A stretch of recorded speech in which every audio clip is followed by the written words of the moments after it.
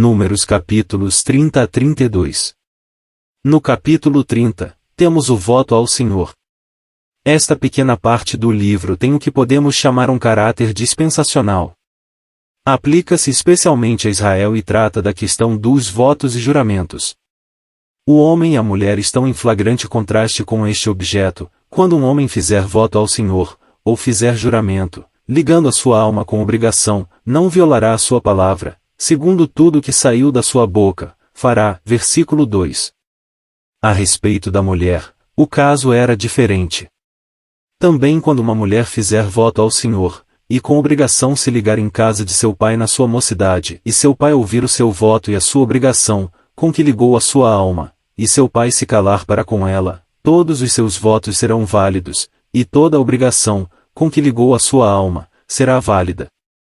Mas, se seu pai se opuser no dia em que tal ouvir, todos os seus votos e as suas obrigações, com que tiver ligado a sua alma, não serão válidos, mas o Senhor lhe perdoará, porquanto seu pai lhes vedou. Versículos 3 a 5. Acontecia a mesma coisa no caso de uma esposa, o seu marido tanto podia confirmar como anular os seus votos e juramentos. Tal era a lei acerca dos votos. Não havia recurso para o homem. Era obrigado a cumprir tudo o que havia dito. O que quer que empreendesse fazer, era solene e irrevogavelmente obrigado a fazê-lo. Não havia porta por onde escapar, como nós diríamos, e nenhum meio de se livrar do compromisso. Pois bem, nós sabemos quem, em graça perfeita, tomou esta posição e se comprometeu, voluntariamente, a cumprir a vontade de Deus, fosse qual fosse essa vontade. Sabemos quem é que diz: pagarei os meus votos ao Senhor, agora, na presença de todo o seu povo. Salmos 116 verso 14. O homem Cristo Jesus, que, havendo tomado sobre si os votos, os cumpriu perfeitamente para a glória de Deus e bênção eterna do seu povo. Não podia fugir a esse cumprimento. Ouvimo-lo exclamar, na profunda angústia da alma, no jardim do Getsêmani: se é possível, passe de mim este cálice. Mas não era possível. Ele havia empreendido a obra salvação do homem, e tinha de atravessar as profundas e escuras águas da morte, do juízo e da ira, e enfrentar todas as consequências da condição do homem. Tinha um batismo com que havia de ser batizado, e angustiava-se até que se cumprisse. Por outras palavras, tinha de morrer a fim de que, por meio da morte, pudesse abrir as comportas que deviam dar passagem para o seu povo a corrente do amor divino e eterno. Que todo louvor e adoração sejam tributados para sempre ao seu precioso nome. Dissemos o bastante quanto ao homem e os seus votos. No caso da mulher, quer da filha ou da esposa, temos a nação de Israel, e isto de dois modos, a saber, sob o governo e debaixo da graça.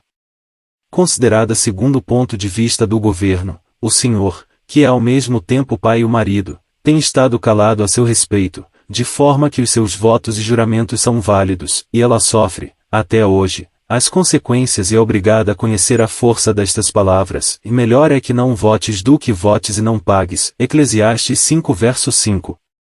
Mas, por outro lado, vista do ponto bendito da graça, o pai e marido têm tomado tudo sobre si mesmo, para que ela seja perdoada, e introduzida mais tarde na plenitude da bênção, não com base no cumprimento dos votos e dos juramentos ratificados, mas sobre o fundamento da graça e misericórdia soberana e mediante o sangue do concerto eterno. Quão precioso é ver Cristo em tudo! Ele é o centro e a base, o princípio e o fim de todos os caminhos de Deus. Que os nossos corações estejam sempre cheios dele. Que os nossos lábios e as nossas vidas entoem os seus louvores. Que nós, constrangidos pelo seu amor, vivamos para sua glória todos os nossos dias sobre a terra, e então vamos para casa para estarmos com ele para sempre, para não mais sairmos. Temos exposto aqui o que cremos ser a ideia principal deste capítulo. Que pode ser aplicado de uma maneira secundária a indivíduos, não o pomos, de modo algum, em dúvida e, além disso, que, à semelhança de toda a Escritura, foi escrito para nosso ensino, reconhecemos-lo com imensa gratidão. Deve ser sempre o prazer de todo cristão sincero estudar todos os caminhos de Deus, quer sejam em graça, querem governo, os seus caminhos com Israel, os seus caminhos com a igreja, os seus caminhos com todos e cada um. Ó, que este estudo seja prosseguido com coração aberto e entendimento iluminado. No capítulo 31, temos a separação do mundo e de suas tentações. Temos neste capítulo a última cena da vida oficial de Moisés, assim como em Deuteronômio 34 temos a última cena da sua história pessoal. E falou o Senhor a Moisés, dizendo: Vinde os filhos de Israel dos Midianitas, depois, recolhido serás ao teu povo. Falou, pois, Moisés ao povo, dizendo: Armem-se alguns de vós para a guerra, e saiam contra os Midianitas, para fazerem a vingança do Senhor nos Midianitas. 1000 de cada tribo entre todas as tribos de Israel enviareis à guerra. Assim, foram dados dos milhares de Israel 1000 de cada tribo em 12.000 armados para a peleja. E Moisés os mandou à guerra, de cada tribo 1000, a eles e a Finéias, filho de Eleazar, o sacerdote, a guerra com os utensílios santos e com as trombetas do alarido na mão. E pelejaram contra os midianitas, como o Senhor ordenara a Moisés, e mataram a todo varão. Versículos 3 a 7. E uma passagem muito notável. O Senhor diz a Moisés: Vinde os filhos de Israel dos midianitas. E Moisés diz a Israel: Façam a vingança do Senhor nos midianitas. O povo tinha sido seduzido pela astúcia das filhas de Midian, por causa da influência pecaminosa de Balaão, filho de Beor, e agora é-lhes pedido para se limparem inteiramente de toda a contaminação que, por falta de vigilância, eles haviam contraído. A espada tinha de ser desembainhada contra os midianitas, e todos os despojos devem passar ou pelo fogo do juízo ou pela água da purificação. Não pode permitir-se que fique por julgar a mais insignificante parte do mal. Ora, esta guerra era o que nós podemos chamar anormal. Por direito, o povo não devia ter nenhuma ocasião de a fazer. Não era uma das guerras de Canaã. Era simplesmente o resultado da sua própria infidelidade, o fruto do seu comércio ímpio com os incircuncisos. Por isso, ainda que Josué, filho de Num, tinha sido devidamente nomeado para suceder a Moisés, como condutor da congregação, não encontramos qualquer menção dele em relação com esta guerra. Pelo contrário, é a Finéias, filho de Eleazar o sacerdote, que a condução desta expedição é confiada, a qual ele empreende com os utensílios santos e com as trombetas do alarido. Tudo isto é profundamente notável. O sacerdote é a pessoa proeminente e os instrumentos santos são as armas principais. É uma questão de limpar a mancha causada pela sua associação impura com o inimigo, e portanto, em vez de um general com espada e lança, é um sacerdote com instrumentos sagrados que aparece em primeiro plano. É verdade que a espada está lá, mas não é a coisa principal, mas sim o sacerdote com os vasos do santuário, e esse sacerdote é o mesmíssimo que primeiro executa o juízo sobre o próprio mal que tem aqui de ser vingado. A moral de tudo isto é, ao mesmo tempo, clara e prática. Os midianitas oferecem um tipo daquela espécie peculiar de influência que o mundo exerce sobre os corações do povo de Deus, o poder fascinador e sedutor do mundo empregado por Satanás para impedir a nossa entrada na posse da nossa parte celestial. Israel não deveria ter tido nada que fazer com estes midianitas, mas havendo, numa má hora um momento sem vigilância sido arrastado àquela associação com eles, nada mais resta senão a guerra e completa destruição. Assim sucede conosco, como cristãos. O nosso próprio dever é atravessar este mundo como peregrinos estrangeiros, não tendo nada que fazer com ele, senão sermos testemunhas pacientes da graça de Cristo e assim brilharmos como luzes no meio das trevas morais que nos cercam. Mas infelizmente deixamos de manter esta rígida separação, comprometemo-nos com alianças com o mundo, e, por consequência, envolvemo-nos em dificuldades e conflitos que de nenhum modo nos pertencem. A guerra com Midian não fazia parte da própria obra de Israel, acarretaram-na sobre si mesmos. Mas Deus é cheio de graça e, por meio de uma aplicação especial de ministério sacerdotal, eles puderam não só vencer os midianitas, mas levar muitos despojos. Deus, em bondade infinita, tira bem do mal, fará com que do comedor saia a comida e do forte doçura. A sua graça brilha com brilho excessivo nesta cena, visto que ele consente de fato em aceitar uma parte dos despojos tomados aos midianitas. Mas o mal tem que ser completamente julgado. Todo varão tinha que ser morto, todos em quem havia energia do mal tinham que ser completamente exterminados. Finalmente o fogo do juízo e a água da purificação tinham que fazer a sua obra sobre os despojos, antes que Deus ou o seu povo pudessem tocar num átomo deles. Que lições santas temos aqui! Possamos nós aplicá-las aos nossos corações. Possamos nós prosseguir um caminho de mais intensa separação e avançar na nossa senda celestial como aqueles cuja porção e lar estão nas alturas. Que Deus, em sua misericórdia, nos conceda isso. No capítulo 32 vamos ver o caso de Ruben, Gade da meia tribo de Manassés. O fato relatado neste capítulo tem dado lugar a grandes discussões.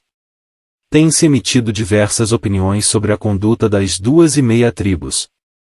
Tinham razão ou não em escolher a sua herança na margem do Jordão confinante com o deserto? Esta é a questão. A sua conduta, sobre este assunto, era expressão de poder ou de fraqueza? Como vamos formar um juízo reto neste caso? Em primeiro lugar, onde estava a porção propriamente dita de Israel, a herança que lhe era divinamente destinada? Com toda a certeza, do outro lado do Jordão, na terra de Canaã. Pois bem, este fato não deveria ter bastado? Poderia ou teria um coração realmente verdadeiro, um coração que pensasse e julgasse de acordo com Deus, ter alimentado a ideia de escolher outra parte que não fosse aquela que Deus havia assinalado e destinado?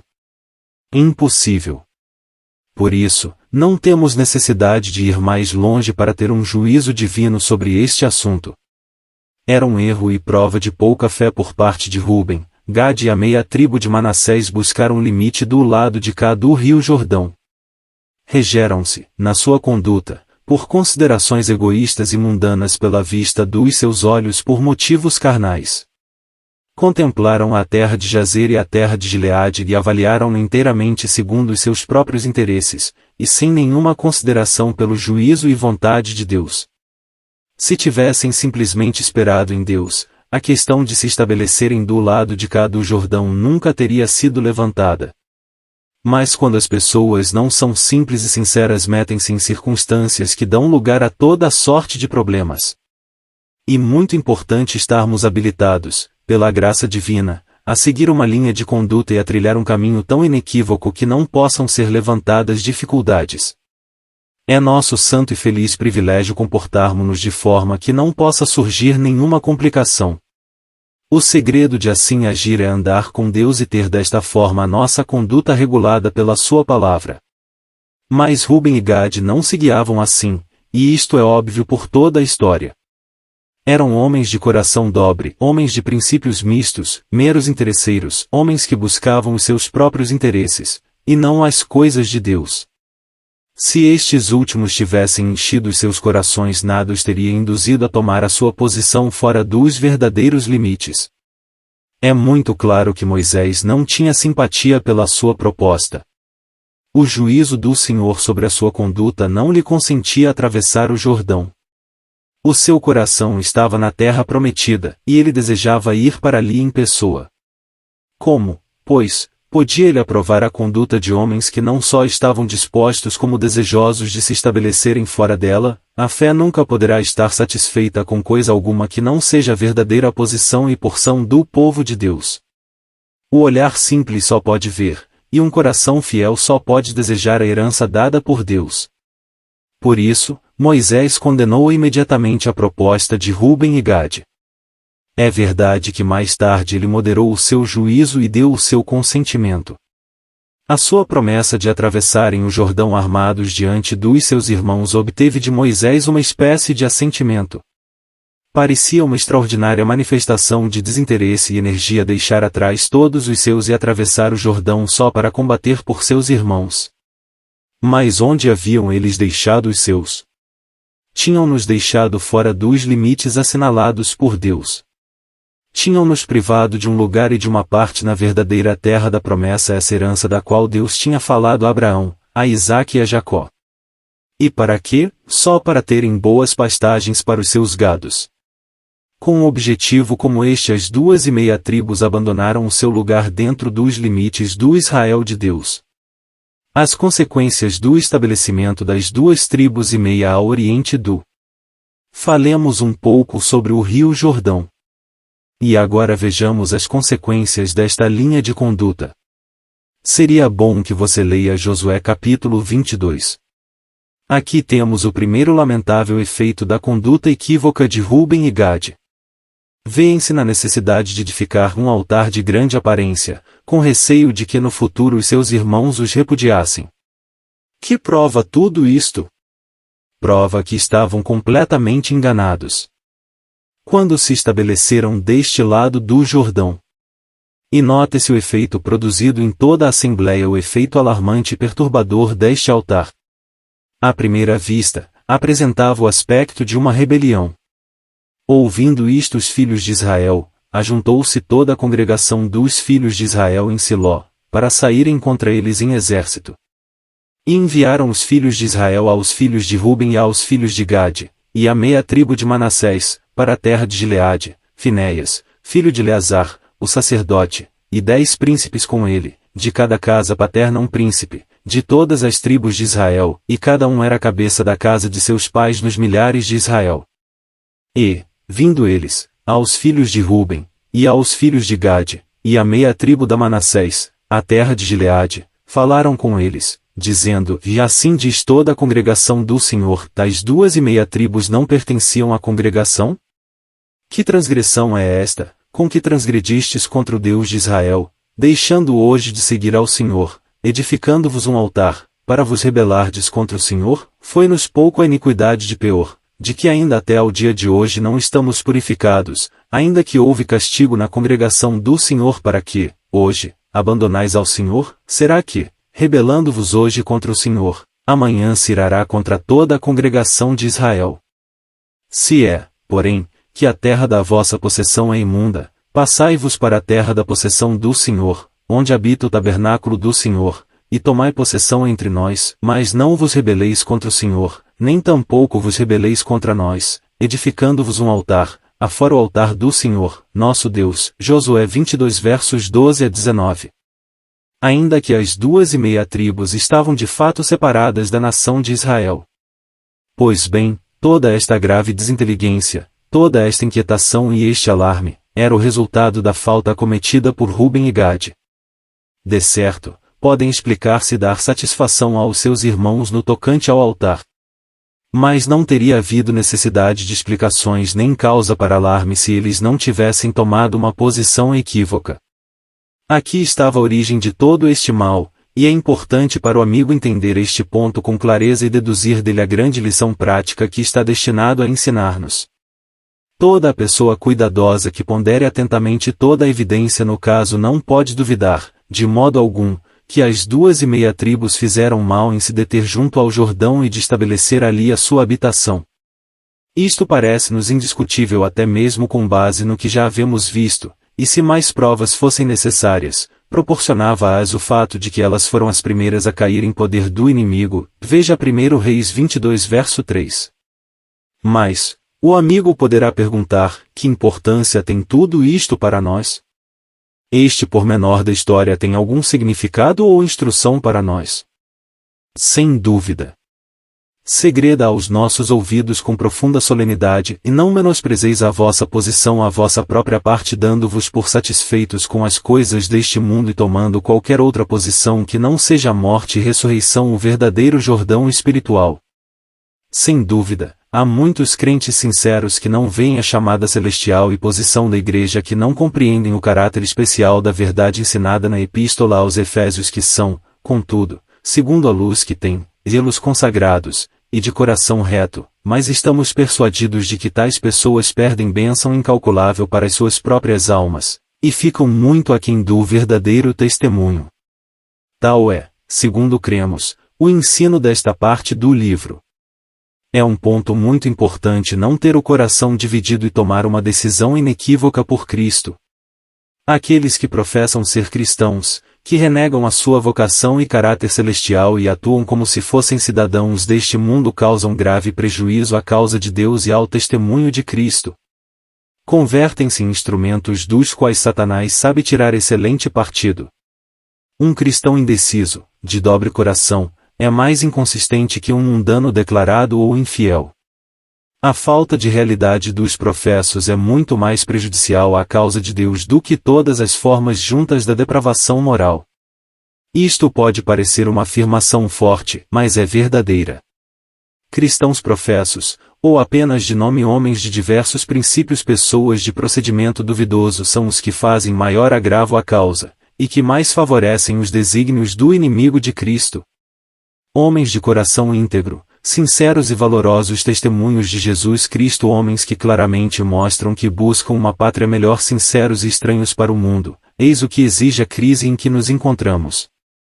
Que pode haver mais deplorável, mais triste e desanimador do que encontrar aqueles que fazem um alarde da profissão, que falam abertamente da morte e ressurreição, que se vangloriam das suas elevadas doutrinas e privilégios celestiais, mas cuja conduta e caminhos desmentem as suas palavras? Amam o mundo e as coisias que há no mundo. Amam o dinheiro e estão desejosos de conseguir e entesourar o mais possível. Prezado amigo, ponderemos estas coisas. Julguemo-nos sinceramente na presença de Deus, e tiremos de nós, não importa o que seja, o que tende a impedir a nossa completa dedicação de alma, corpo e coração àquele que nos amou e se entregou a si mesmo por nós. Possamos nós conduzir-nos de maneira, para usar a linguagem de Josué 22, a não precisarmos de um altar ou qualquer coisa para declarar onde adoramos, a que pertencemos, onde estamos e a quem servimos. Desta forma tudo a nosso respeito será, indubitavelmente, claro, o nosso testemunho será distinto e o som da nossa trombeta certo. A nossa paz também correrá como um rio tranquilo, toda a inclinação da nossa carreira e caráter será para louvor de aquele cujo nome invocamos. Que o bendito Senhor desperte os corações do seu povo nestes dias de detestável indiferença, de tibieza e comoda profissão, a uma genuína rendição, verdadeira consagração à causa de Cristo e fé firme no Deus vivo. Quero, amigo, juntar os seus rogos aos nossos neste sentido.